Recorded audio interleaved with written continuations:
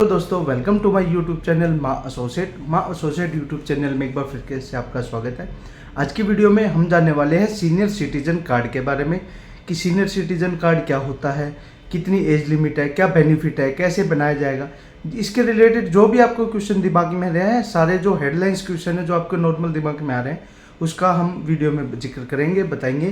तो वीडियो के आखिर तक बने रहिए। आपके दिमाग में जो भी क्वेश्चन बन रहे हैं सीनियर सिटीजन कार्ड के रिलेटेड, वो सारे इस वीडियो में क्लियर होने वाले हैं। वीडियो में आगे बढ़ने से पहले अगर आप चैनल पर पहली बार आए तो चैनल को सब्सक्राइब जरूर करें। सबसे पहले जानते हैं सीनियर सिटीजन कार्ड के बारे में। भारत में रहने वाले प्रत्येक नागरिक जिसकी उम्र 60 वर्ष से अधिक है, वह अपना वरिष्ठ नागरिक कार्ड बनवा सकते हैं। इस कार्ड में वरिष्ठ नागरिक से जुड़ा पूरा विवरण रहता है, जैसे कि नागरिक का नाम, पता, जन्म तिथि, ब्लड ग्रुप जो है, इमरजेंसी कॉन्टैक्ट नंबर, जो एलर्जी, कोई भी किसी भी प्रकार की बीमारी या अन्य कोई चिकित्सक विवरण या कोई भी अन्य कोई भी बीमारी हो तो उसमें दर्ज किया जाता है। यानी सारी डिटेल जो है एक वरिष्ठ नागरिक की उसमें डाली जाती हैं। सीनियर सिटीजन कार्ड का क्या है फ़ायदा? सीनियर सिटीजन को इस योजना के तहत मंथली पेंशन दी जाती है। सीनियर सिटीजन 60 से 79 वर्ष के बीच यानी 79 के बीच के बीपीएल कैटेगरी के नागरिक मंथली पेंशन का लाभ उठा सकते हैं। इसके तहत 300 रुपये की राशि दी जाती है और 80 साल की उम्र में 500 रुपये की राशि जो है दी जाती है। सीनियर सिटीजन को एफडी पर कितना ब्याज मिलता है? बैंक और एनबीएफसी वरिष्ठ नागरिकों को 2.50 यानी 2.5% से 9.5% की वार्षिक दर पर एफडी पर योजना प्रदान करता है। ब्याज की दर जो है जिसकी अवधि 7 से 10 साल होती है। इसके साथ ही कई बैंक वरिष्ठ नागरिकों को सामान्य दरों के अलावा 0.5% यानी 0.50 का अतिरिक्त ब्याज प्रदान करते हैं।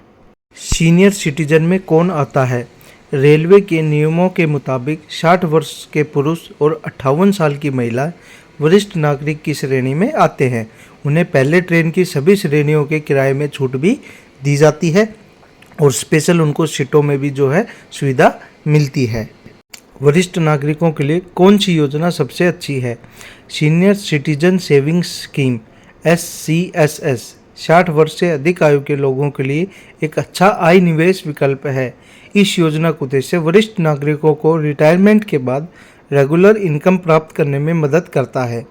सीनियर सिटीजन सेविंग स्कीम को भारत सरकार द्वारा गारंटी प्रदान की गई है, यानी इसमें आप अगर इन्वेस्टमेंट करते हो तो आपके साथ कोई भी धोखाधड़ी या ऐसा कोई भी नहीं है, क्योंकि एज ए गवर्नमेंट के हिसाब से ये भारत सरकार की गारंटी पे बनाया गया है।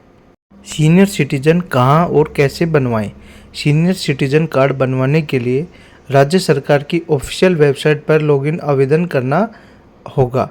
आप जिस राज्य के निवास स्थान रहते हैं उस राज्य की ऑफिशियल वेबसाइट पर जाकर ऑनलाइन आवेदन कर सकते हैं। जैसे उत्तर प्रदेश में सीनियर सिटीजन कार्ड के लिए आवेदन करना चाहते हैं तो www.up.gov.in पर जाकर ऑनलाइन आवेदन कर सकते हैं।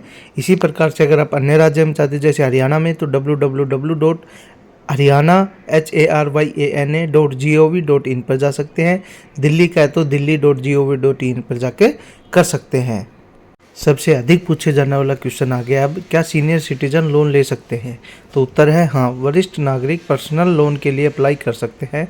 दरअसल पर्सनल लोन एक पर्सनल लोन है जो वरिष्ठ नागरिकों को उनकी पेंशन इनकम के आधार पर दिया जाता है। हालांकि वरिष्ठ नागरिक सिर्फ उन्हीं बैंक एनबीएफसी से पेंशन लोन प्राप्त कर सकते हैं जहां उसका पेंशन अकाउंट है, यानी जो पेंशन उनके खातों में आ रही है। तो जैसे सरकारी बैंक है तो उनका आपको पता ही है सरकारी बैंक कैसे देते हैं, प्राइवेट है तो उसकी अलग बात है। तो वो आपके जो जिस बैंक में आपका अकाउंट है उस पर डिपेंड करता है। 1 लाख की एफडी पर 1 साल में कितना ब्याज मिलता है? SBI फिक्स डिपॉजिट कैलकुलेशन के हिसाब से हम बताएंगे। एफडी कैलकुलेटर से पता चलता है कि SBI में 1 साल के लिए 1 लाख रुपए की डिपॉजिट पर 6,396 रुपये ब्याज के तौर पर कमा सकते हैं।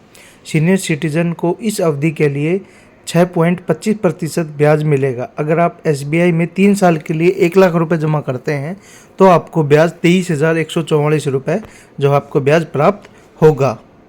वरिष्ठ नागरिक टैक्स स्लैब 2023-24 क्या है? अन्य करदाताओं यानी वरिष्ठ नागरिकों और सुपर वरिष्ठ नागरिकों के लिए छूट का लाभ उठाने के लिए आयकर सीमा क्रम से 3 लाख रुपए और 5 लाख रुपए होगी। सीनियर सिटीजन की उम्र कितनी होती है?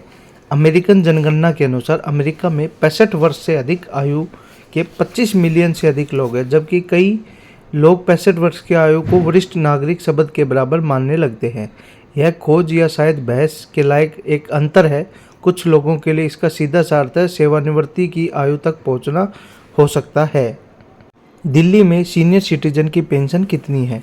जाने कितना पेंशन देती है दिल्ली सरकार, जिसमें 60 से 69 वर्ष की आयु के व्यक्तियों को 2,000 रुपये प्रतिमाह, 70 वर्ष से अधिक आयु व्यक्तियों को 2,500 रुपये प्रतिमाह पेंशन मिलती है।